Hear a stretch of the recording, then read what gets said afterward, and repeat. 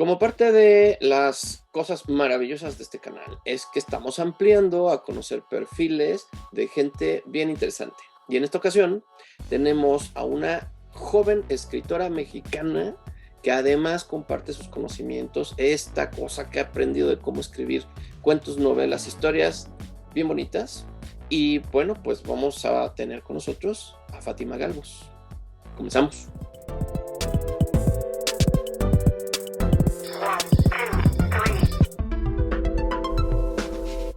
Hola amigas y amigos del canal, pues nada, hoy otra vez con una entrevista porque nos ha ido muy bien, me da mucho gusto que reciban a estos invitados e invitadas pues con este cariño y pues hoy tenemos a una maravillosa, pues yo diría neoescritora, escritora así en ascenso, pero que además ya tiene consolidadas publicaciones. Ahorita vamos a hablar de eso. Ella es Fátima Galvos y les voy a leer un poquito de lo que ella hace. Fíjense, escritora, alquimista de narrativas y tejedora de alas es como se define a sí misma Fátima Galvos. Escritora mexicana independiente, autora de las novelas Aves de Cristal, La Casa de los Pájaros y Fractales en la Arena, así como la antología de escritos líricos ilustrados Mi Encuentro en Ti. Fátima deriva su inspiración primordialmente del mundo onírico y disfruta de hilar historias introspectivas que posicionan la psique de sus personajes como el motivador de la trama. Fíjense nomás, 3 novelas al hilo. Eso no es cualquier cosa. Y entonces vamos a darle la bienvenida a Fátima Galvos, sícono. Hola. Hola Fátima, ¿cómo estás? Bien, bien. ¿Y tú, Javi? Muy bien, muchas gracias. Gracias por estar acá en el canal. Estamos de veras muy contentos porque pues este es otro perfil de alguien que tiene que ver con las letras, con los libros, con las historias, y el tuyo a mí me parece sensacional. Les cuento un poquito, pero ella nos va a contar más. Fátima tiene una expertise en comunicación y de eso creo que vamos a hablar un poco, ¿no? De cuando no vienes de estudiar letras, porque también puedes escribir cuando vienes de estudiar letras, cosas relacionadas a las letras. Pero ¿qué pasa si no, no? Y es un poquito tu perfil, ¿no, Fátima? Cuéntanos, a ver, tú, ¿qué estudiaste? Y luego, ¿cómo le hiciste? ¿Hacia dónde dijiste? ¿Por qué quiero escribir? ¿Y qué te lleva ahí? Bueno, digamos que la intención de escribir vino mucho antes que la elección de carrera. De hecho, la elección de carrera fue lo más complicado para mí, porque yo siempre como niña, ¿no? Imagínense así una niña chiquita, muy hiperactiva, y entonces me preguntaban, ¿qué quieres ser de grande, no? Y mis respuestas siempre eran, me encantaba todo, entonces quería ser paleontóloga y escritora, quería ser arqueóloga y escritora, quería ser actriz y escritora, quería ser científica y escritora, o sea, todo era como y escritora, ¿no? Era como el que estaba ahí. No sé de dónde saqué yo ese paradigma, me imagino que de mi familia, ¿no? Que a lo mejor yo como que veía que no consideraban la escritura como una carrera en sí, ¿no? Y entonces supongo que heredé un poco ese paradigma y entonces yo misma de chiquita como que decía, ok, no sé qué voy a estar haciendo, pero voy a escribir, ¿no? Y entonces era parte de lo que a mí me gustaba desde muy, muy pequeña, y esto se lo debo mucho a mi abuelo, porque mi abuelo él nunca, o sea, no es una personalidad famosa, él no se dedicó a eso, pero para mí era el más impresionante storyteller que he conocido, porque él podía improvisar cuentos todas las noches como Sherezada, todas las noches, porque tenía una nieta que todas las noches le estaba pidiendo un cuento diferente, ¿no? Era yo. Entonces siempre era como, cuéntame un cuento. Y a veces contaba, sí llegaba a contar alguna que otra leyenda que conocía, un mito que conocía, pero siempre le daba un toque personal. Y la gran mayoría de las cosas que a mí me transmitió de forma oral era completamente improvisada, cosa que ni yo sé hacer tan, o sea, con esa maestría, ¿no? voy a improvisar aquí, ahorita, ya, un cuentito de media hora, ¿no? Y me lo voy a echar rapidísimo. Lo he intentado, por ejemplo, con mi sobrino y ahí han salido unas que otras cosas, pero no, la manera en la que lo hacía era impresionante. Entonces, ya después, cuando era momento de elegir carrera, la verdad es que como siempre he tenido, y tú me conoces, siempre he tenido muchos intereses, ¿no? Muchas aficiones. Encontré en la licenciatura de Ciencias de la Comunicación, encontré como un amplio espectro de teoría, de práctica, nuevamente, no tengo diagnóstico de hiperactividad, pero soy una persona muy hiperactiva, ¿no? Que todo el tiempo quiere estar como haciendo cosas diferentes. Y las cosas que son más repetitivas me aburren un poco, ¿no? Pierdo el interés en ellas. Entonces, en la carrera de comunicación teníamos teoría de la comunicación y teníamos marketing y teníamos diseño gráfico y teníamos animación digital y teníamos el taller de televisión y teníamos una variedad de actividades, y aunque no todas eran mis favoritas, la verdad es que sí me mantenía en pues en este rush constante, ¿no? De pasar de una actividad a otra, y es algo que siento se ha reflejado a través de toda mi carrera profesional, el ser multifacética, el verle como diferentes dimensiones y aristas a los proyectos, no verlos lineales. Y entonces todo el tiempo estoy tratando, incluso como escritora, siempre estoy tratando de, ok, ¿cómo puedo expresar más? ¿Cómo puedo darle otra dimensión, ¿no? a los escritos, ¿no? No, pues que a lo mejor a través de la ilustración, o a lo mejor a través de un complemento con gastronomía, que es algo que últimamente he hecho, ¿no? Cosas así que me llevan a contar historias, pero de una manera muy dinámica, y que además no solo siento que entretienen a los demás, no lo hago solamente por el target, sino porque a mí me mantienen muy entretenida. O sea, digamos que estás escribiendo historias que a ti te gustaría leer. Sí. Sí, ¿Y cómo totalmente. le haces para que esa lectora que eres tú vaya contándose esa historia mientras escribe? ¿Cuál es el proceso? ¿Cómo qué dirías tú que va sucediendo? Ok, depende mucho en qué género estoy escribiendo. Siempre lo digo en las charlas, en las conferencias, cada género tiene su metodología distinta, aunque haya quien a lo mejor diga que no, pero sí tiene, o sea, incluso estructuralmente hablando, o sea, en cuanto al proceso intelectual de cómo lo formas, sí son procesos distintos. Entonces, por ejemplo, la novela, siempre lo digo, la novela es mi zona de confort, por así decirlo, porque es muy, número uno, es muy multifacética, tienes que hacer muchas actividades, tienes que investigar y también redactar y también planificar. Y puedes hacer, a mí me gusta mucho planificar, y de hecho fui planner varios años en corporativos, entonces me encanta, ¿no? Tener como mis líneas del tiempo y mis mapas conceptuales, y armo como toda una serie de procesos de planificación que se acomodan muy bien al género de la novela.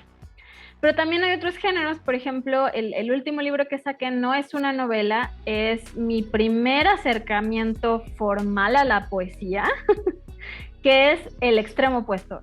Si la novela es mi zona de confort, la poesía es lo más alejado de mi zona de confort. Es como, una es la alberquita, ¿no? La alberca toda bonita con el agua clarita, y el piso bajito, y el otro es el océano, ¿no? Así, mar picado. Entonces, ese proceso fue mucho más intuitivo, fue mucho más lírico, ¿no? Los escritos son líricos al final, y mi proceso fue muy lírico, fue de hacer escritos que yo sacaba muy en crudo y que eran para mí terapéuticos, porque así empezaron.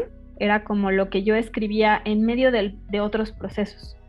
Era, yo traigo este sentimiento, o yo salí a caminar y entonces experimenté estos pensamientos, estos sentimientos, estas cosas y los plasmo y originalmente no estaban concebidos para ser publicados.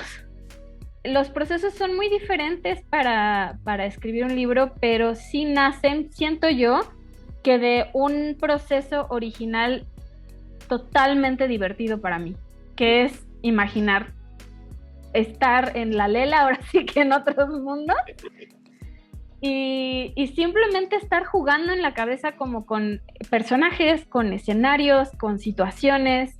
Me gusta mucho desarrollar los personajes y que luego esto va a sonar muy loco, yo sé, así acompáñenme a este viaje, pero crear a los personajes y que luego los personajes como que puedan habitar mi cabeza libremente y hacer cosas, ¿no? Como, entonces ya empiezo yo a imaginar a la interacción entre dos personajes que a lo mejor no se me había ocurrido.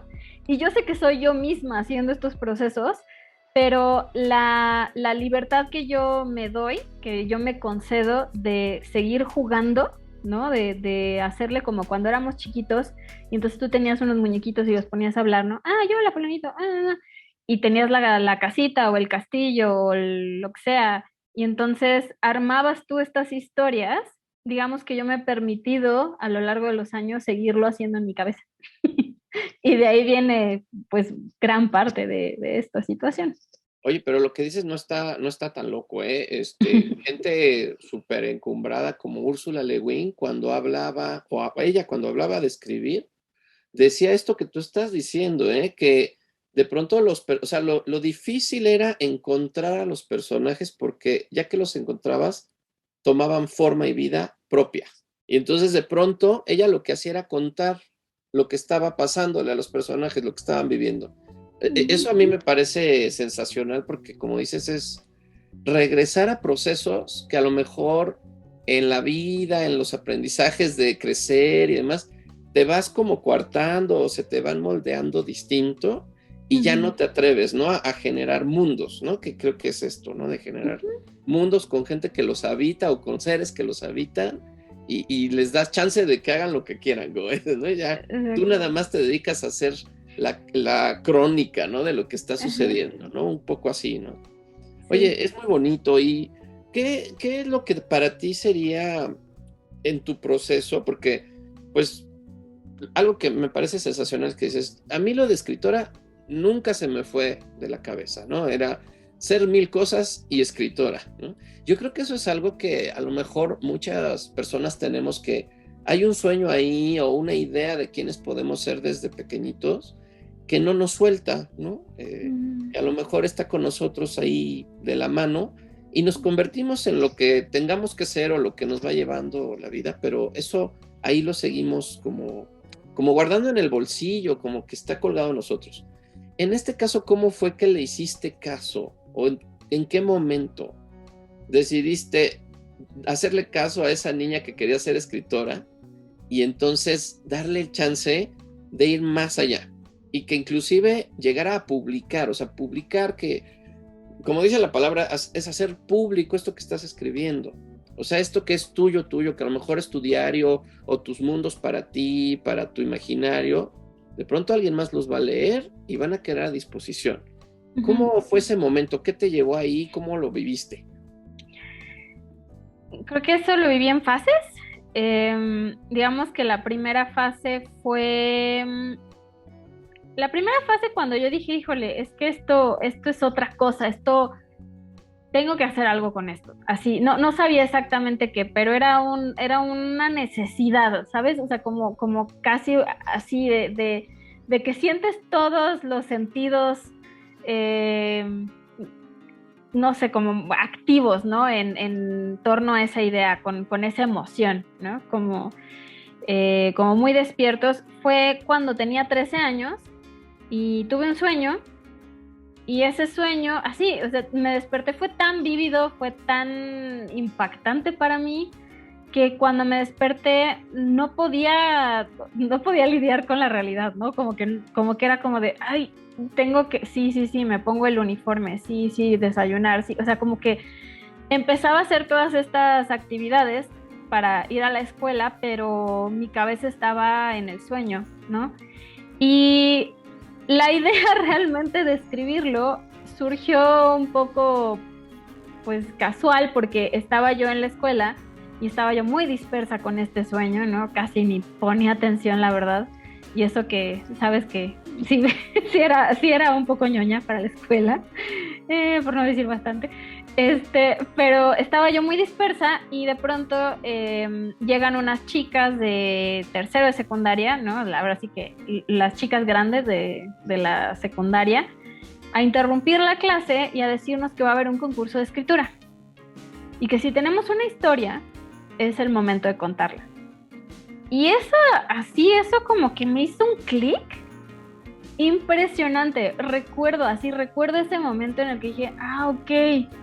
Como que es como, sentí como si ese sueño hubiera sido justo hecho para escribirse en ese momento. No sé explicarlo de otra forma. Y me di a la tarea de escribirlo. Primero iba a ser un cuento y terminó siendo una mini novela, que es la primera vez que escribí la novela que después publiqué. O sea, tengo una mini novela que ya no se parece mucho, ¿no? Bueno, sí en esencia, pero sí tiene ya muchas cosas diferentes, que terminó siendo la novela que es la saga que sigo escribiendo. Y no sé, este momento en el que yo dije, tengo que contar esta historia, se quedó conmigo. Después pasaron varias cosas. Después cambié de secundaria, cambié de escuela. Y de haber estado en una escuela en la que yo había pasado casi toda mi infancia, conocía a todo el mundo. De hecho, eso se puede ver en uno de mis personajes principales, porque siempre tomo cositas de mi misma experiencia. Empecé a enfrentarme pues a ser la niña nueva, a un ambiente muy distinto, ¿no? Como que mis compañeros que dejé todavía estaban muy en un ambiente pues muy de juego infantil, ¿no? No eran muy precoces en ese aspecto. De repente pasa una secundaria en la que ya quieren ser adultos, ¿no? O sea, no, queremos ser adultos, queremos hacer todo lo que hacen los adultos.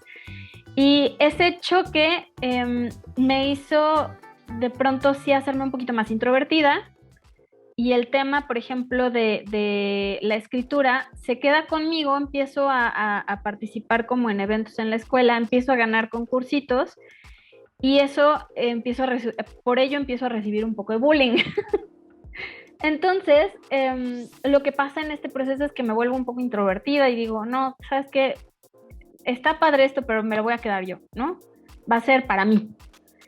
Llego a la preparatoria, y en la preparatoria fue una época que yo disfruté muchísimo, que además yo estaba en teatro y en deportes y en todo, ahí estaba metida.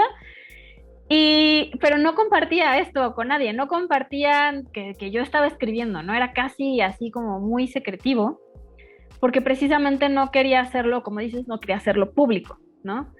Porque había enfrentado como esta parte en la que hacerlo público era una posición de mucha vulnerabilidad. Entonces paso varios años haciéndolo así. Después tuve la oportunidad de viajar al extranjero. En el extranjero voy a un taller de escritura, y ahí la gran mayoría de mis compañeros eran adultos. O sea, ya me llevaban 10 años, 15 años, o sea, eran ya personas adultas que al contrario, o sea, que cuando yo les leía, y les leía en otro idioma, ¿no? Entonces era un reto añadido. Cuando yo leía en voz alta, tenían pura crítica constructiva, en el sentido de, incluso cuando algo no les gustaba, tenían una propuesta, tenían algo que ofrecer, ¿no? Y eso fue para mí muy importante, porque aprendí acerca de cómo dar crítica constructiva y de cómo pedir crítica constructiva, y no lo que muchas veces hacemos, que es, voy a decir todo lo que está mal y voy a prácticamente a pisotear, ¿no?, el trabajo de alguien. Entonces, ya después regreso a México, entro a la universidad, nuevamente la elección de carrera fue todo un tema, pero bueno, entro a la universidad Y en la universidad recuerdo que pues había muchísimo que escribir, entonces yo así me sentía como ¿no? Como pez en el agua, ¿no? Escribiendo ensayos, escribiendo reportes, escribiendo un montón de cosas, que guiones. Me encantaba escribir guiones para los talleres de cortometraje y lo del guionismo también se quedó conmigo toda la vida. ¿Y qué pasa? Me salgo de la universidad, me enfrento al mundo real, al mundo profesional y pues tengo vuelve a surgir esta parte de la novela, no como juego, porque los veranos y las largas vacaciones de la universidad eran como mi momento para volverme loca con eso. Con el mundo laboral se acaba eso y entonces empiezo a sentir como una necesidad de escribir, una necesidad de plasmar esas ideas que me llevaban dando vueltas en la cabeza tantos años y que llevaba tanto tiempo desarrollando. Entonces, digo, no, ¿sabes qué? Mientras estaba trabajando para la radio, estaba yo en un noticiero, me di a la tarea, dije, tengo que sacar esto, ya, así me voy a poner a redactar la novela, ya no como un juego, ya no como algo que hago un ratito y después no, sino va a ser un proceso diario. Diario voy a hacer algo. Y si no estoy inspirada, no importa, voy a investigar los temas que no conozco tan bien y que necesito para la novela, ¿no? Y los días que esté muy inspirada, ahora le escribo. Y los días que a lo mejor esté inspirada pero no a redactar, entonces me voy a poner a planear, me voy a poner a dibujar, me voy a poner a hacer mis mapas mentales, mis líneas de tiempo. Y empecé yo sin querer, por así decirlo, pues a desarrollar mi propia metodología, a ver qué sí funcionaba, qué no, ¿no? De repente me enfrenté a justo autores que a lo mejor son muy secretivos de sus procesos, a temas o a frases como es que ser escritor en México es muy difícil, ¿no? Y eso tuve la mala suerte de escuchar esa frase repetida. Creo que la mayor cantidad de veces que la escuché repetida fue durante el proceso de mi primera novela. Wow. Porque la gente estaba así como de, no, ¿estás escribiendo una novela? Híjole, ¿pero qué vas a hacer? O sea, ¿cuáles son tus planes? ¿Qué vas a vivir? ¿Cómo le vas a vivir? Sí. No, hombre. Y entonces, bueno, fue difícil, pero al mismo tiempo eso me sensibilizó muchísimo, muchísimo a cómo yo iba a comportarme después con estudiantes, con gente que quiere ser escritora o con el público en general, ¿no? Con incluso también con otros autores, ¿no? Y hallar como la manera de hacer comunidad y no hacerlo una competencia, ¿no? Es otro tema, si quieres, después platicamos de eso, pero eso fue el momento en el que ya me arrojé a redactarlo. Y luego hay otra fase que no fue inmediata, que fue la de publicar. Cuando yo termino de escribir la novela, la primera novela, yo digo, ok, ¡yay! Y ya, así, pánico, silencio, ¿no? Es como, fue una sensación bien extraña en la que yo dije, como los pececitos de Nemo cuando están en las bolsitas, ya llegaron al mar y dicen, ¿y ahora? ¿Qué sigue? Así me quedé, ¿y ahora qué, no? Entonces, como apaniqué, simplemente guardé como la novela, o sea, se quedó guardada y me enfoqué en otras cosas. Empezó un año muy difícil, muy, muy, muy, de los más difíciles de mi vida, en el sentido de que perdí a una persona muy importante en mi familia, ¿no? O sea, fue así, al ser que más quise, lo perdí ese año y me arrojé al trabajo. Como que esa fue mi manera de lidiar con eso. Me arrojé al trabajo, había cambiado ya de trabajo, ya no estaba en radio, ahora estaba en un corporativo, en la parte de comunicación precisamente, en la parte de marketing estratégico, pero yo estaba muy enfocada a comunicación corporativa. Me arrojo así al trabajo, ¿no? Como no quiero lidiar con las cosas, y entonces ese fue mi método, mi mecanismo de defensa y de evasión. Pero al año de que había escrito la novela, mi pareja de ese entonces sí empieza así de, oye, escribiste una novela, o sea, ¿qué vas a hacer con ella, no? O sea, la tienes ahí guardada, eso no es lo que querías, ¿no? Y sí, en ese momento la verdad es que me ayudó mucho a enfrentarme con con ese fantasma o con ese monstruo de decir, híjole, es que me da miedo publicar, ¿no? Y recuerdo que yo tenía este prejuicio muy marcado, también heredado como de cosas que había escuchado acerca de la autopublicación, ¿no? ¿Cómo es eso? ¿Cómo es eso? A ver, cuéntanos, porque sí creo que ese es un tema que no es tan sonado hasta Ujú, que ya lo vas a hacer, es que te topas con el tema. ¿Qué ujú. es la autopublicación? Por qué se habla así? ¿Qué es? ¿De qué se trata? Ok, mira, digamos que antes del 2010, bueno, la década de los 2000 y luego a partir del 2010, antes de eso, el mundo de la publicación llevaba cientos de años trabajando de una manera igual, ¿no? O sea, prácticamente sin cambios. Los escritores escriben, envían manuscritos a editoriales y las editoriales, de acuerdo a su línea editorial, deciden apostar o no por una obra. Y la obra sale al público, se crea un primer tiraje y los tirajes, o sea, las obras que salen publicadas, se ponen a la venta al público. Si tiene buena recepción, entonces se vuelve a hacer otro tiraje y si no, entonces una de dos, o pasa lo que le pasó a Darwin y entonces la editorial le dice, no puedo hacer, no se están vendiendo tus libros, tómalos, y entonces Darwin tuvo que vivir no sé cuánto tiempo con así pilas y pilas de libros. Con De su sus bodega propios. llena de sus propios libros. Sí, y estamos hablando de Darwin, ¿no? Y que tuvo ahí un problema de que no vamos a creer que todos son bestsellers y que todo es un éxito al principio, ¿no? Claro. Y entonces tuvo que vivir ahí con eso o se mandan a destrucción. Entonces imagínate, ¿no? Los libros, dice la editorial, no, es que no puedo tener tanto inventario porque no están saliendo, entonces los tengo que destruir. Y esta era la manera en la que se trabajó por cientos de años. Después llega el mundo de la autopublicación gracias a pues, la era digital y gracias a el surgimiento de plataformas que te permiten tú publicar por nombre propio y autoeditar a través de una plataforma digital, ¿no? Y entonces, ¿qué pasó? Que a principios de los 2000 había este prejuicio de que quienes publicaban por esas plataformas pues no estaban bien editados, no eran trabajos rechazados, ¿no? Que las editoriales rechazaban, eran como, digamos, los descartados, ¿no? Y que solamente se publicaba como contenido que no era muy bueno a través de estas plataformas. Yo traía esa mentalidad, entonces cuando me enfrento a, ok, voy a publicar, ¿por dónde empiezo, no?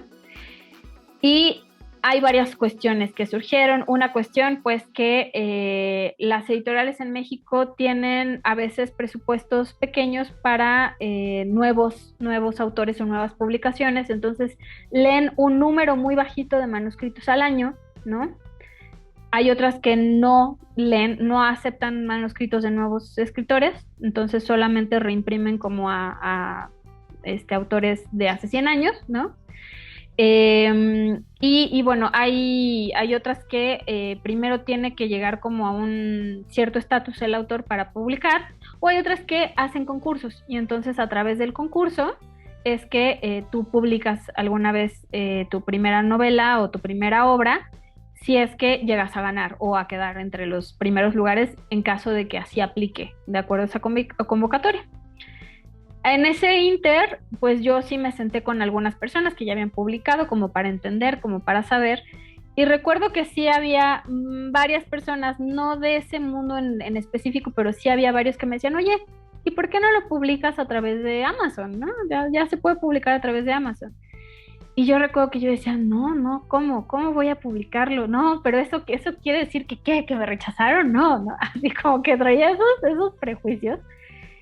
Y todo fue como muy, otra vez, muy casual o muy sincrónico, por así decirlo, porque en algún momento digo, ya tengo que hacer algo con esta novela y me encuentro, mi plan en ese entonces era, voy a someterla a concursos.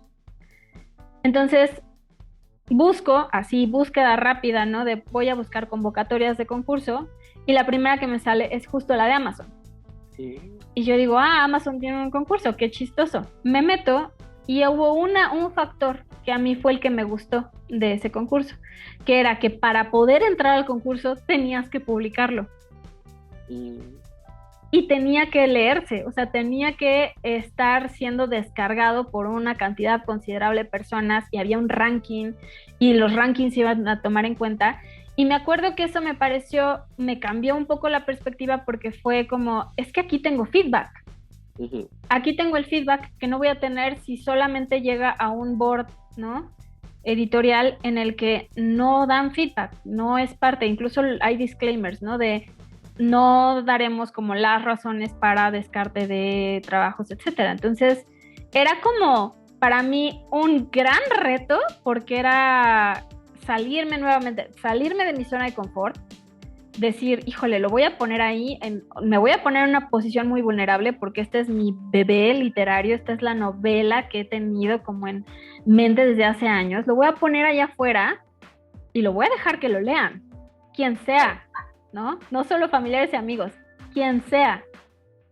Y lo hice, me acuerdo que era una semana que yo me sentía particularmente, no sé, como de ya, tengo que hacer algo, ¿no?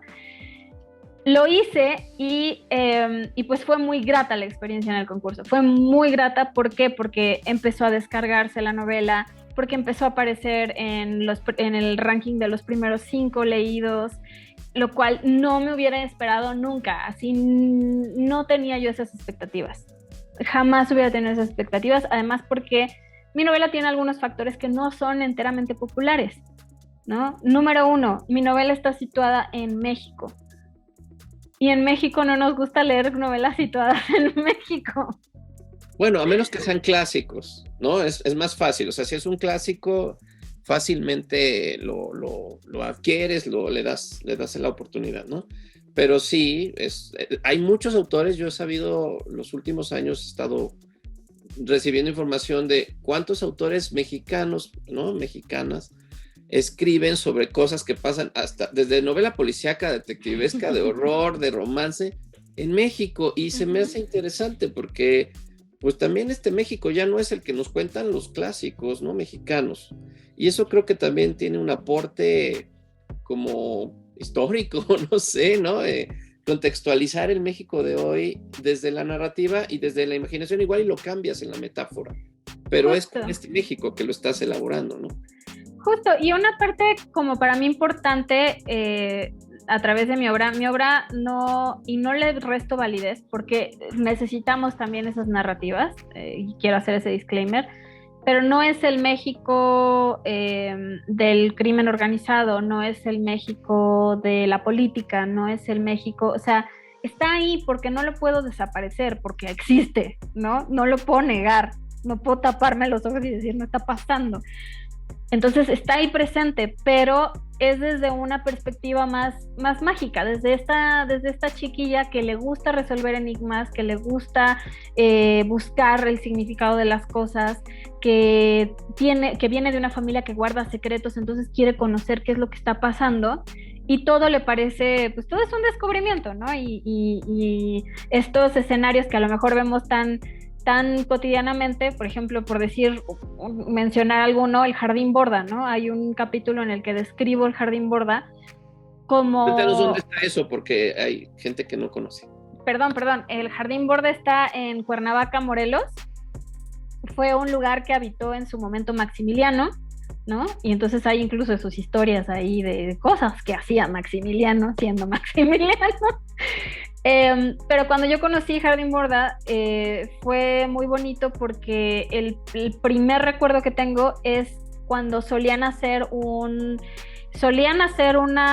concurso de catrinas y de ofrendas de Día de Muertos. En ese entonces, o sea, Jardín Borda estaba de verdad tapizado de flores, de cempasúchil. Era una atmósfera de verdad impresionantemente mágica porque incluso las fuentes las llenaban, ¿no? Las llenaban de flores y en todas partes entre los árboles es un jardín en el que incluso en su momento llegaban a haber presentaciones de ballet en el lago, ¿no? Como en el lago de Chapultepec, nada más que un poco más chiquito, porque es más chiquito ese lago, ¿no?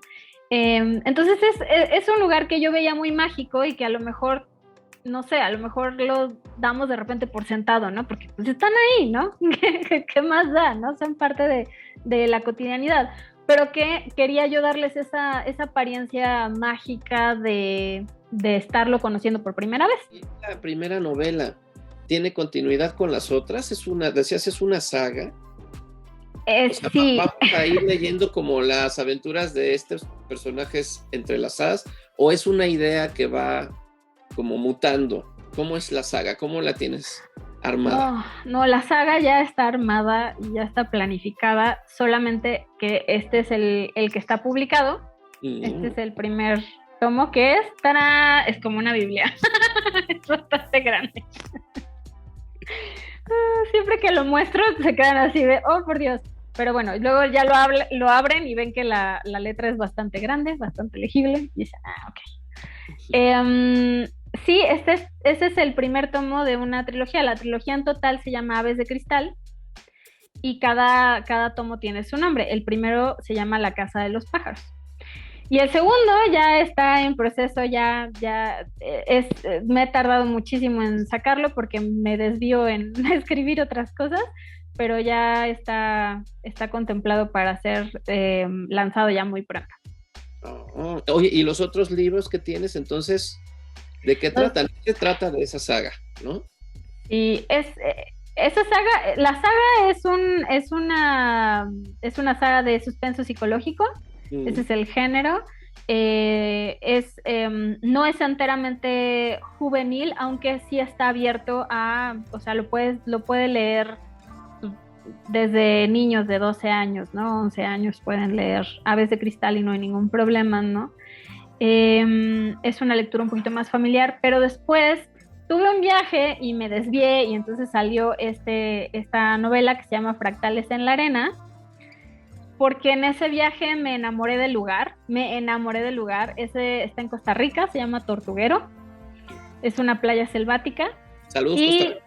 ¡Saludos, Costa Rica! Y yo así, es que amé ese viaje a Costa Rica, es un viaje que para mí fue como muy casual porque pues realmente fui como en invitación, o sea, sí pagando mis cosas, pero fue como, es que voy a ir a Costa Rica, ¿no? ¿Me acompañas, no? Fue en ese entonces con mi pareja de ese entonces.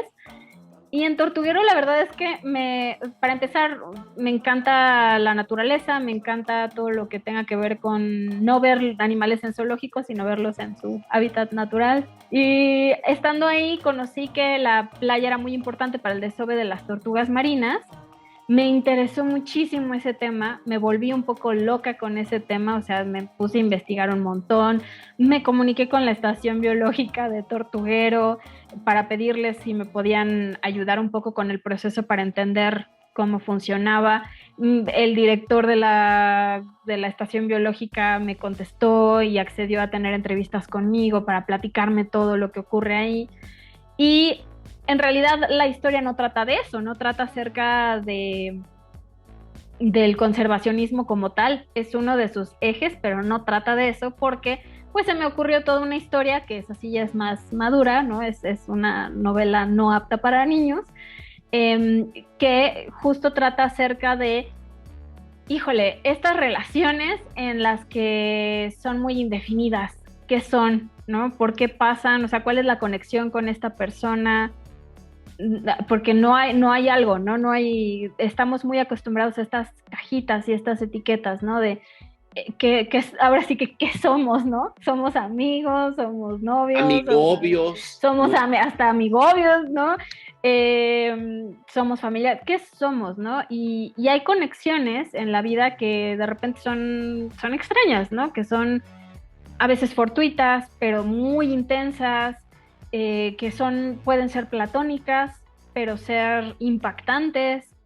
Y quería yo aprovechar ese setting tan bonito y también tan caótico, creo que eso es lo que me llamó la atención, porque digamos que esta selva se vuelve una misma metáfora para este descontrol en el que están los personajes, que de tenerlo todo como muy trabajadito, muy cuidadito, ¿no? Todos tienen como sus rutinas, de repente están en esta selva y órale, enfréntate a tus demonios y enfréntate a tus miedos y enfréntate a esa persona que no sabes qué decirle porque no tienes idea ni siquiera qué está pasando, ¿no?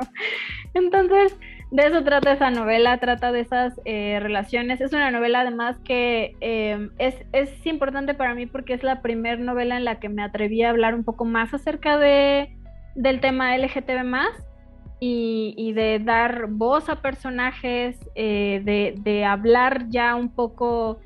Ahí sí me puse más, pues más política, ¿no? En el sentido de cuestionar, todo está dentro de la misma trama y la verdad es que al menos yo no lo sentí forzado, pero sí quería hablarlo, quería tener una plataforma para hablar del matrimonio igualitario, de hablar de justo cómo todavía está esta diferencia entre países, ¿no? Y lugares o estados, ¿no? En los que te puedes casar, en los que no. Quería yo abordar eso, pero no desde una perspectiva ensayística, sino desde una perspectiva de los personajes, de cómo lo están viviendo, qué significa para ellos, cómo es en su vida, cómo crecieron, cómo es su ambiente familiar, cómo perciben estas situaciones, que incluso pueden percibirse como, ok, pues no tengo chance, ¿no? No tengo yo esta oportunidad, y cómo ellos mismos pueden enfrentarse a esos paradigmas. Entonces es una novela que a mí la tengo muy, muy en mi corazoncito. Esa no tiene planes de ser saga, entonces solamente esa historia inicia y termina. Contenida la novela. Qué sí. bonito. Oye, y a ver, hablando de todos estos procesos, porque es muy interesante que de pronto nos dices, no, es que hago investigación y le llamé a tal autoridad o hablé con tal persona, me informé. A ver, hablando de cómo le haces para escribir y que además, bueno, algo que me encanta y que se me hace sensacional, que compartes esto que sabes hacer. Eso me gusta mucho, se me hace difícil luego de encontrar, ¿no? Digo, a mí también me gusta compartir lo que sé hacer y sé el gusto que causa hacerlo, ¿no? El llevar a cabo pues acompañar a los demás a que vean lo que tú sabes y que tomen lo que necesiten, ¿no? ¿Cómo es este proceso? O no que nos lo digas completo, pero cuando tú das un taller, porque bueno, pues das talleres, de hecho ya viene un taller, no se me lo pierdan, de Fátima, está bien próximo, yo aquí Sí. haciendo la entrevista y me voy enterando que en unos cuantos días más va a estar dando un taller de cupo limitado. Entonces, quisiera como, digo, sé que ahí lo vas a abordar en su conjunto, pero ¿qué cosas son las que deberíamos de saber y que tú nos puedes acompañar a entender desde tu perspectiva de ese proceso para escribir? Tú dices que es tu lugar seguro la novela. Yo lo que sé de todo mundo es que la novela es lo más complicado de hacer y que el lugar seguro es la historia corta, el cuento, la noveleta. Pero la novela está muy padre que alguien diga es mi lugar seguro porque quiere decir que de ahí para lo demás que es más corto puedo entender fácil los procesos. ¿Qué es lo que hay que hacer desde tu perspectiva? ¿Cuál es un poquito así como ¿qué enseñas tú en tus talleres? ¿Qué les dices a las personas? Si yo voy contigo y quiero aprender a escribir. Pues mira, a mí me gusta mucho, digamos que en mi proceso, obviamente había muchas recomendaciones, ¿no? Y cada escuela, cada autor trabaja de una manera diferente, ¿no? Y hay algunos que tenemos como muy percepción de que son como muy elevados, ¿no? Es el método y solo ese método y cuestiones así. Y yo era un poco rebelde en el sentido de que me gustaba mucho experimentar, me gustaba no cerrarme y decir, ok, vamos a intentarlo. Si funciona, está increíble, si no funciona, no es para mí, ¿no?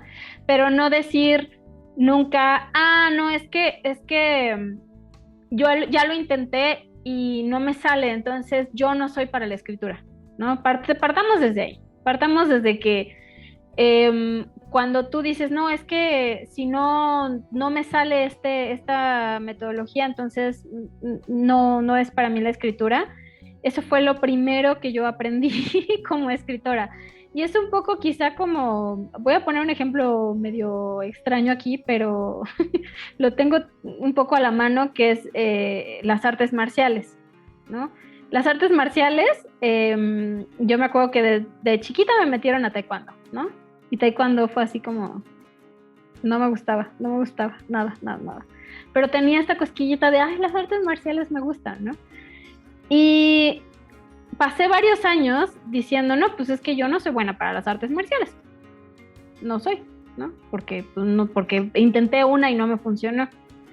Y entonces, después intenté otra y ahí más o menos, pero la filosofía de esa arte marcial no me cuadraba. Y luego llegué al Kung Fu y en el Kung Fu fue así como, sí, así, es de las cosas que más disfruto por hobby, ¿no? Por disciplina, por acondicionamiento físico, etcétera. Y entonces es bien chistoso porque siento que he visto y he escuchado personas que pasan por eso, ¿no? Entonces, ¿qué es lo que hice? Hacer un método que no es tan restrictivo, que no es tan de, si no sigues estos pasos, así caos, muerte, destrucción, no, pues no sirves, ¿no? Empezando por ahí. Sino que es un poco más flexible y que se basa en la manera en la que yo de hecho doy clases a mis alumnos, incluso los que no son de escritura. Y yo construyo mis talleres con como building blocks, ¿no? Como Legos. Es un método que no es restrictivo. Tratas como de causar creatividad más amplia. ¿Y con qué pasos o con qué elementos? Decías, es como los Lego, ¿no? Que son módulos. Sí, me gusta mucho pensar en estructuras como piramidales, en el sentido de que primero tienes una basecita y de esa base partes. Ahora, ¿cuál es tu base? Y es aquí donde hay gente que se vuelve loca, ¿no? Porque dice, no, pues la base es el target, ¿no? Si te ves muy mercadotécnico, ¿no? No, pues tu target, o sea, si vas a escribir para tu target, mejor encuentra tu nicho, mejor encuentra quién es tu target en lugar de escribir algo para un target, ¿no? Porque además a lo mejor puedes equivocarte monumentalmente y de pronto ves que tu target está leyendo otra cosa que no tiene nada que ver. Entonces, bueno, esa es una, ¿no? La otra es, hay otros que dicen, bueno, no, pues parto de un personaje, ¿no? Es que quiero hablar de un personaje. Ok, puede ser, puedes hablar desde un personaje. Nada más aquí corres el riesgo de que entonces estás tan enfocado en tu personaje que cualquier otra cosa te desequilibra el proceso entero, ¿no? Si estás como muy aferrado desde un inicio a una idea, ¿no? Es que tiene que haber no sé, un brincolín en forma de tiranosaurio rex con fuegos artificiales. Entonces vas a enfocarte tanto en eso que tienes la posibilidad de dejar cabos sueltos por todas partes o de no construir bien lo demás. Y esto lo podemos ver y se los dejo de tarea. No quiero dejar tareas, pero se los dejo ahí por si quieren. Si ven una serie de Netflix o la serie que quieran o la película que quieran, que ustedes sientan así como, ay, es que ese personaje no está bien desarrollado, pero sí, ¿no? Como porque esto sí está, y porque estos personajes me quedé sin saber nada de ellos, ¿no? Muchas veces por eso, porque como escritores de repente nos aferramos a algo y entonces lo demás lo dejamos inexplorado y se siente. Los lectores no son tontos y no somos tontos, nos damos cuenta cuando algo está flojito, ¿no? Entonces, incluso si no lo sabemos decir, como que decimos, no me gustó tanto.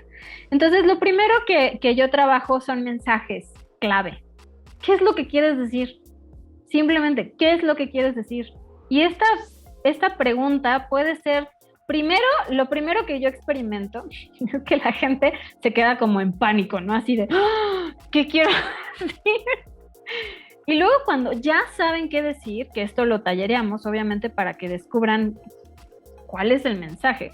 Porque, de verdad, así estés escribiendo una novela, un cuento corto, un libro técnico, ¿no?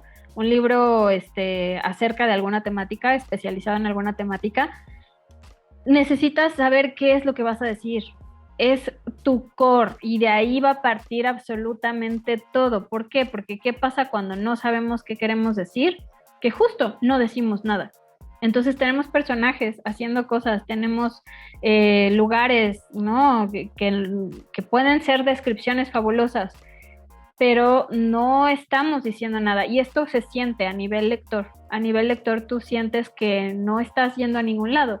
¿Y qué es lo que quieres hacer cuando abres un libro? Quieres irte a algún lado, quieres experimentar algo, quieres viajar, quieres vivir algo que no puedes vivir, ¿no? Si te gustan los dragones y entonces estás buscando novelas de dragones, es porque quieres experimentar ese mundo, te vas a llevar algo de ahí. Y cuando todo se siente como que está por todas partes sin ningún sentido, entonces también sientes que perdiste tu tiempo, ¿no? Y es cuando nos pasa que decimos, híjole, pues sí, maravillosa prosa, ¿no? Qué bonito está escrito este libro, pero no me quedé con nada, ¿no? Los tuve que cerrar a los 3 capítulos porque no. Y esto puede pasar a lo mejor porque no son nuestros estilos, ¿no? No digo que cualquier libro que tú no finalices es ya un libro malo, tal vez no era el libro para ti, pero sin duda como escritor sí te ahorras muchos problemas, si lo trabajas desde, ¿qué es lo que quieres decir? Y lo que quieres decir, obviamente, va a dar pie a la forma en que lo quieres decir. Y la forma es la parte más bonita y divertida, porque la forma es a través de un mundo de zombies apocalíptico, ¿no? A través de una novela de aventura, a través de una novela policíaca, a través de una crónica de algo que yo sé que pasó en mi familia y quiero narrarlo, ¿no? Y que además estuvo a lo mejor sucedió durante la Revolución Mexicana, ¿no? Tengo ese ejemplo de un amigo, muy buen amigo y exalumno, ¿no? Que de otro taller, que justo se dio cuenta que tiene un montón de fotografías y de anécdotas de la revolución, de su familia, y quiere contarlas, pero la va a contar, no les voy a decir qué, porque estaría yo ahí spoileando y demás, pero las va a contar a través de un aspecto fantástico importante al que no estamos acostumbrados, y entonces me parece sensacional, ¿no? Es como estas, pues cosas que justo le dan al público algo que no se espera y que dice, sí lo quiero leer. Entonces no es que te estén, a lo mejor alguien quiere hablar acerca de la paz mundial, por así decirlo, pero no te está leccionando, no son lecciones. Si quieres hacer ensayística, bueno, también se vale, pero es otro género, ¿no? Y ese se trabaja con una metodología diferente. Pero lo bonito de contar un mensaje a través de la novela, pues es que utilizamos todas esas herramientas, que yo les llamo herramientas, que son la estructura aristotélica, el viaje del héroe, ¿no? Que es cómo desarrollamos los personajes, y algo que ha sido muy bien recibido en los cursos y que siento que a la gente como que lo saca de onda, es que les digo que el viaje del héroe no es nada más del héroe, no es nada más del protagonista, sino que cada personaje tiene su arco. Chiquito, grandote, te fuiste al Oxxo y tuviste una revelación en el camino, bueno, ese fue tu viaje del héroe del día de hoy, ¿no? Entonces hay que desarrollarlo para los demás personajes. Y pues la verdad, te digo, es algo que he desarrollado en muchos años. Tengo acá mis ejemplos de cosas que he ido perfilando, cosas, por ejemplo, digo nada más para enseñarles rápido, esto es como se ven algunas de las formas en las que voy desarrollando a mis personajes. Estos son tus apuntes de este método que tú enseñas, ¿no? O sea, es como podríamos ir haciendo nuestro universo, ¿no? Para la historia que vamos a contar. Exacto. Esta carpetota incluye también el proceso de investigación de Aves de Cristal. Entonces, no todo es, o sea, el método no es que tengas que llenar páginas y páginas no, ahora sí que puede ser tan sencillo como tú quieras, o tan complejo como a mí me gusta trabajar, como tú quieras. Claro. Si te gusta el high fantasy, pues entonces lo vas a hacer incluso más complicado que yo, vas a inventar idiomas, política, ¿no? Ya te vas a aventar un Game of Thrones a tu estilo. Bueno, esos son maneras mucho más, no complicadas, complejas de trabajar, ¿no? Y está bien, lo puedes desarrollar en una novela corta, digo, Fractales es una novela corta, ¿no? No requirió, y aparte ocurre en algo real, que es un lugar que existe, ¿no? Y lo único que es ficticio, pues son los personajes y sus vivencias, pero todo lo demás existe, lo puedes visitar, lo puedes tocar, ¿no? Entonces, puede ser tan sencillo o tan complejo como tú quieras. Acá lleva también el tema de investigación porque también me gusta abordar eso. ¿Cómo vamos a investigar? Muchas veces no sabemos investigar, aunque lo hayamos hecho en la escuela, ¿no? ¿Por qué? Porque empezamos a desviarnos, empezamos a querer meter todo. Yo me acuerdo, hubo un... Y créanme que cuando les digo que comparto un método, no, es que no les estoy compartiendo puras cosas basadas en, lo exitoso que salió para mí, no. Es por gracias a que he tenido muchos errores, ¿no? Alguna vez pasé como, no les voy a mentir, como 2 meses leyendo de un tema así, pero, y buscando, y me metí a la biblioteca de mi ex universidad, ¿no? Y entrevisté a un doctor y así, redacté un párrafo. Oye, ¿y eso qué te dice? ¿Que el tema no es lo que quieres abordar? ¿O que lo que investigaste realmente no resuena con la historia que quieres contar? ¿Qué es lo que te dice algo así? Lo que me dice algo así son 2 cosas. Una, que había una manera más, no sencilla, pero más efectiva de investigarlo. Y 2, me enseñó a que yo misma me tengo que, y esto se lo digo a cualquiera, incluso si alguien quiere, dice, no, pero qué padre que la autopublicación te haya ido bien, pero yo quiero una editorial tradicional, es completamente válido. Yo creo que ningún camino está mal, ¿no? O sea, yo creo que todos tienen lo suyo y tienen sus bondades y sus bendiciones, pero sí le aconsejo a todos que aprendan a autoeditarse antes de llegar a un editor, ¿no? ¿Por qué? Porque a veces, y esto pasa mucho cuando empezamos a escribir, decimos, no, es que quiero meter esto y lo otro y tal, y es como, sí, o sea, qué padre que quieras meter tantas cosas, pero ¿qué es lo que realmente necesitas en la historia? ¿Qué es relevante a tu trama? ¿Qué es relevante a tus personajes? ¿No? ¿Qué es lo que deja algo? Lo que dijiste ahorita al principio, que yo no lo había escuchado tal cual, y digo, tiene que ver con la formación, y lo veo ahí, digo, hasta en el lenguaje, y es algo que quiero decir, el lenguaje que luego usa Fátima, es muy de la profesión. Yo hablo igual de pronto con Spanglish, pero es que así conocemos algunos términos, aunque los podemos traducir, ¿no? Pero fíjate que esto que creo que dices es bien importante. ¿Cuál es tu mensaje clave? ¿Cuál es tu mensaje central? ¿No? ¿Qué quieres decir?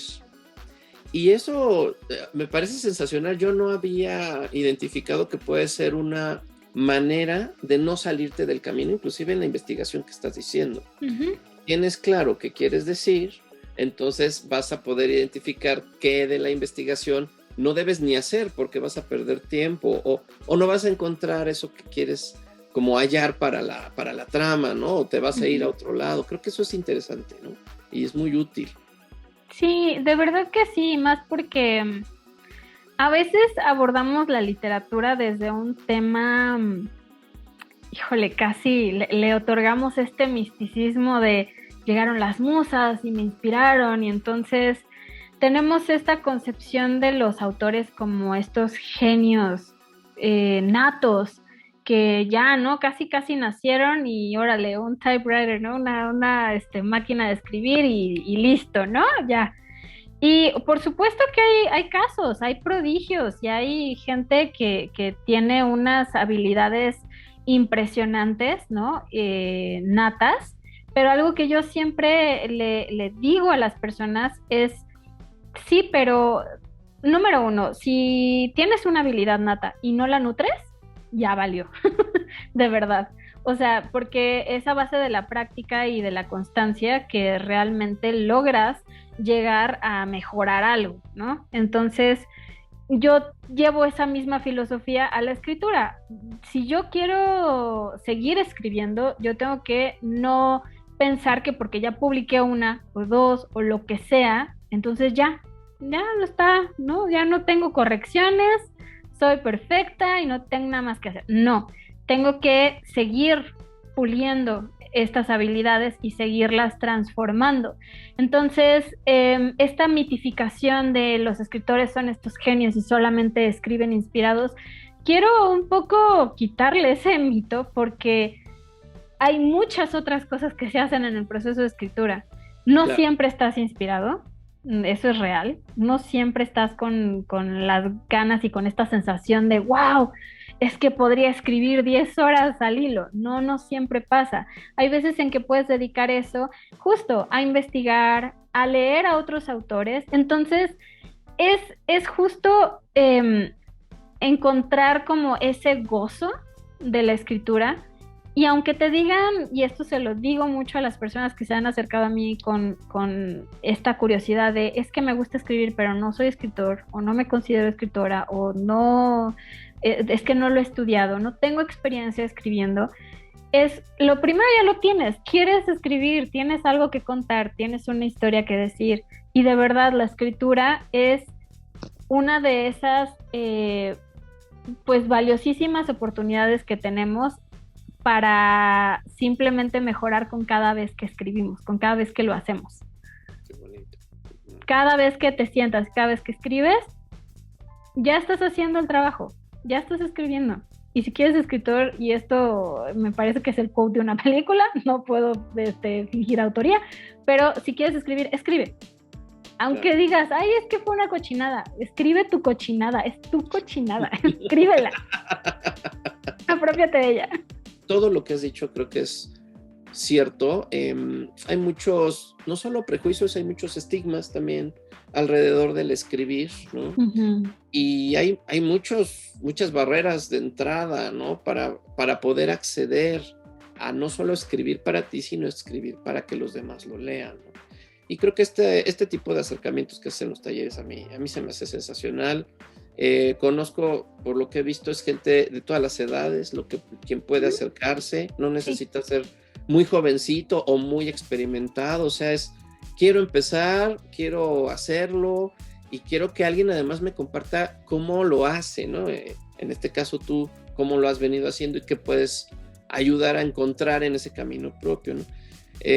Yo creo que por ahí va un poco lo que ofrece esta experiencia en los talleres, ¿no? Y me parece, pues, que habría que no perdérselo. Entonces, pues, voy a dejar aquí este proceso y esto que nos cuenta Fátima, porque creo que sería maravilloso que lo pudieran vivir en persona. Si están en México, ¿es presencial lo que haces? Porque es este lunes que viene, ¿no? Sí, es presencial. Es un grupo chiquito, ¿no? Todavía hay lugares, pero el cupo es a máximo 12 personas. O sea, mi idea de no pasarme de eso es por dos razones. Una, pues por el tema de contagios y demás, que hay que mantener, ¿no? Como, pues el tema controlado, ¿no? Y también independientemente de la pandemia o no, la verdad es que el tema de hacer algo personal me llama mucho la atención.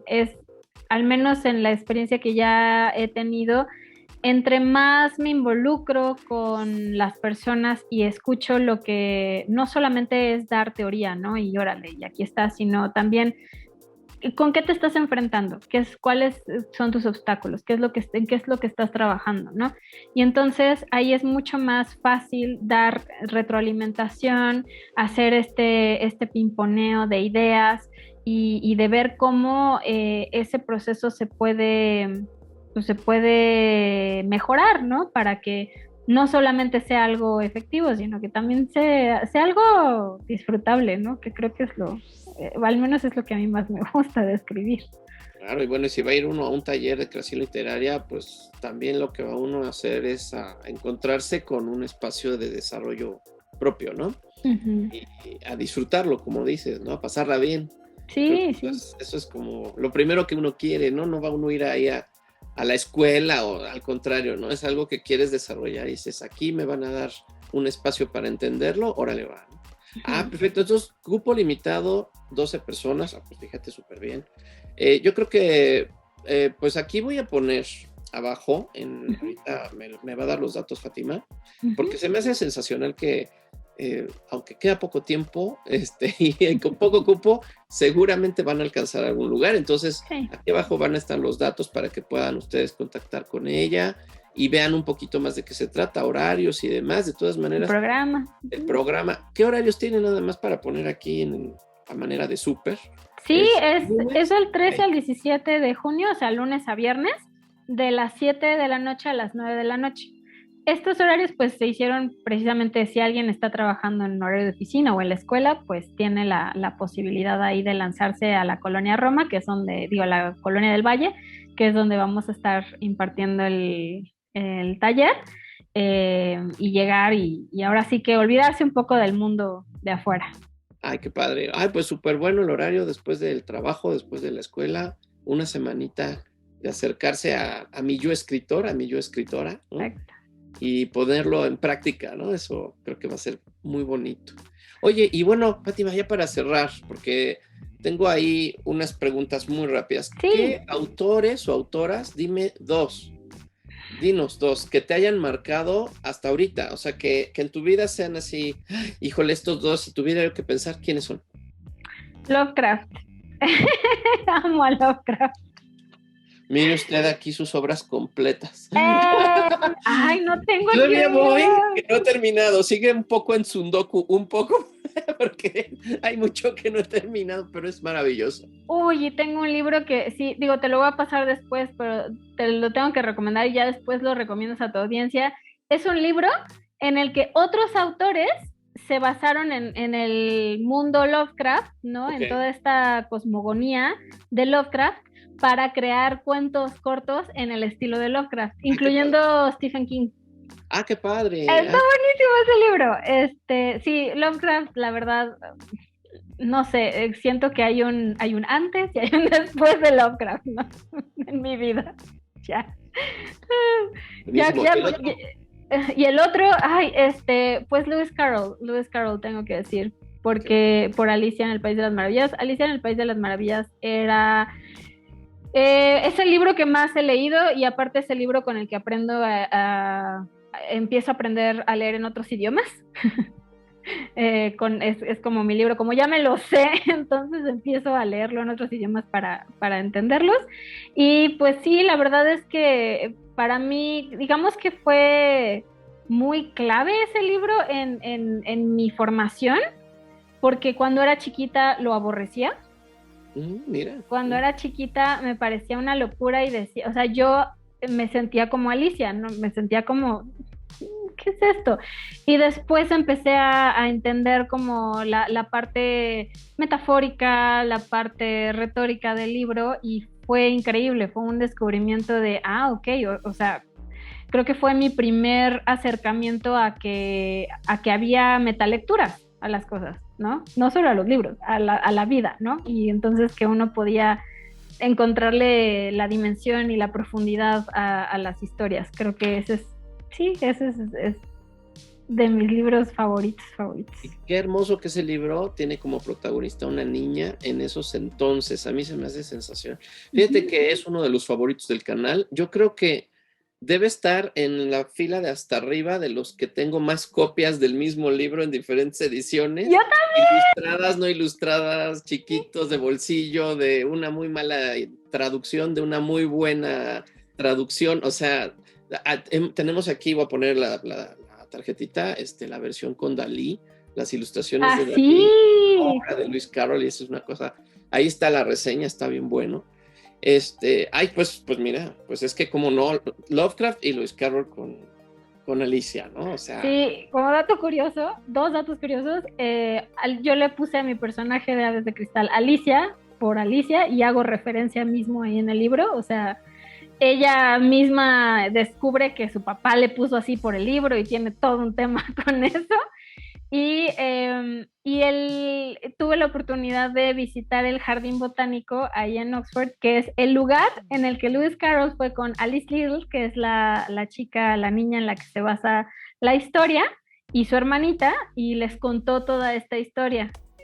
Sucede ahí en ese Jardín Botánico. Entonces fueron de las cosas que más disfruté. Oye, pues si tienes foto de ese libro, ¡Sí! mándamela y Yo la sí. pongo, la vamos a ver aquí en la edición, me la va a mandar y vamos a ver, ahí la estamos viendo ya la estamos viendo, muy bonito, para ubicar el jardín, qué cosa tan maravillosa. Oye, y para irnos, dos preguntas, ¿por qué sí leer y por qué sí escribir? Ok, ¿por qué sí leer? Pues porque para mí al menos era un escape de la realidad y no porque la realidad sea fea, no quiero decir eso, sino simplemente sí concuerdo con esta frase de uno puede vivir una sola vida o puede vivir muchas vidas leyendo, ¿no? Puedes meterte en los zapatos de quien sea, del personaje que tú quieras, puedes irte a la época que tú quieras, ¿no? Y revivirla. Los libros son lo más cercano que tenemos actualmente a una máquina del tiempo, además de las películas, ¿no? Es como ese gran portal que nos lleva a otros mundos y creo que independientemente de si, no sé, de la vida que llevemos, de si tenemos muchas oportunidades de viajar, los libros te llevan a lugares a los que no puedes viajar de otra manera. Está maravilloso. ¿Y por qué sí escribir? ¿Por qué sí escribir? Creo que el proceso mental y emocional de ver plasmado lo que está aquí ya en letras, incluso si no las llegas a compartir con nadie, pero que tú las puedas leer, es vernos en un espejo que no tenemos de otra forma. Yo conservo diarios de cuando estaba chiquita y releerme es todo un tema, es un viajezote, ¿no? Es incluso entablar este diálogo conmigo misma, así como de, ay, Fátima, ¿qué cosas decías de verdad, ¿no? O darme cuenta, ¿no? Como, wow, o sea, hay veces en que sí tengo estos redescubrimientos de mi vida, ¿no? De las fases por las que estaba pasando. Entonces, creo que así se consideren que son buenos escritores, que no tienen experiencia o lo que sea, el escribir tus ideas, tus sentimientos, tus emociones, es redescubrirte, es tener un encuentro contigo y ahora sí que una platiquita que de verdad algo va a salir de ahí, algún aprendizaje vas a tener de ahí. Un cafecito con uno mismo. Uh-huh, uh-huh.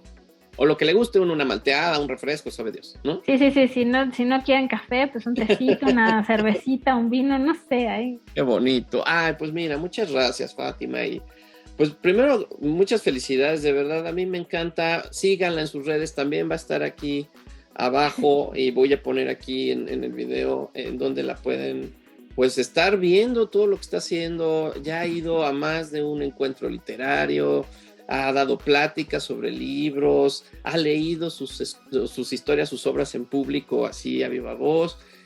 Fátima está haciendo cosas bien padres con su yo escritora y que ya vimos que no necesariamente tenemos que ser escritores de nacimiento y eso es lo único que hacemos, ¿no? Hay quien es así, está genial, pero hay quien no y hay quien tiene otras dimensiones, otras cosas y es escritora o es escritor. Entonces creo que aquí nuestra invitada maravillosa de hoy es un ejemplo de ello. No, gracias a ti por invitarme, por escucharme hablar. No, al contrario, vas a ver, yo sé que les está encantando y sé que vamos a tener otro encuentro, ya sea para hablar de temas en particular o cuando salga otro libro o tengas otro momento que nos quieras compartir. Este es un espacio para ti, Fátima, y aquí vamos a estar muy pendientes. De platicar de Lovecraft también. Sí, por supuesto, en una de esas nos sentamos a hablar de la obra de Lovecraft, que es, bueno, además es, como dijiste, inspiradora de tantas cosas, de tantos otros momentos de otras personas, ¿no? De otros autores, y hasta en cine, en tele. Hay una serie que se llama Lovecraft Country, que veanla, además toca otros temas. Muy buena, porque habla del racismo de Lovecraft, pero no desde el autor, sino desde la circunstancia racista que se vivió en Estados Unidos y que a la fecha sigue existiendo un poco, pero un mucho, por ejemplo. Ahí están esos temas, pero pues es un autor no solo controversial, sino importantísimo, ¿no? Me parece muy disfrutable. Bueno, pues entonces, pues unas últimas palabras, por favor, querida invitada, Fátima Galvos. Ay, no sé, gracias por escucharnos y de verdad espero que independientemente de si se animan o no al taller, se animen hoy, así en un ratito que tengan, a escribir algo, a leer algo, algo que les guste, no tiene que ser algo, ¿no? Alabado por la crítica, pero que les dé a ustedes un momento para ustedes, un momento gozoso y de mucha diversión. Muchas gracias, muchas gracias. Y yo sí les invito que se vayan al taller, a que les cuente cómo escribe y que les ayude a ser su yo lector y de ahí al yo escritor. Entonces, bueno, pues datos ahí abajo y muchas gracias como siempre por estar acá en el canal. Les mando muchos, muchos saludos. Espero que sea una gran semana, que pasen un bonito sábado y que, bueno, pues sigamos aquí compartiendo con otros invitados e invitadas que tienen que ver con el mundo de los libros, las historias, los cómics, el manga. Ya verán, la idea aquí es que tengamos surtido rico de personalidades maravillosas. Nos vemos en la próxima. Adiós.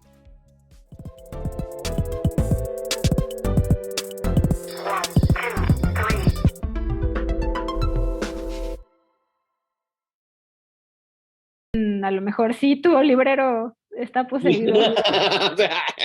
¿Qué pasó aquí? Pensé que era un mosco, pero no. Estos muchachos no se detienen solos. Bueno, dejémoslo como querían estar. Sería bueno ver qué libro era y ver ahí si tenemos pues mira, algún tipo de libromancia. Es El Mundo Feliz de Aldous Huxley y Cumbres Borrascosas de Bronte con la letra escarlata. Entonces es una combinación. ¡Ay, caray! Muy buena. Mira, drama en un setting postapocalíptico. Básicamente lo que tenemos gótico drama, además. Sí, porque Cumbres Borrascosas, vaya que... Sí, yo también me quedé, perdón.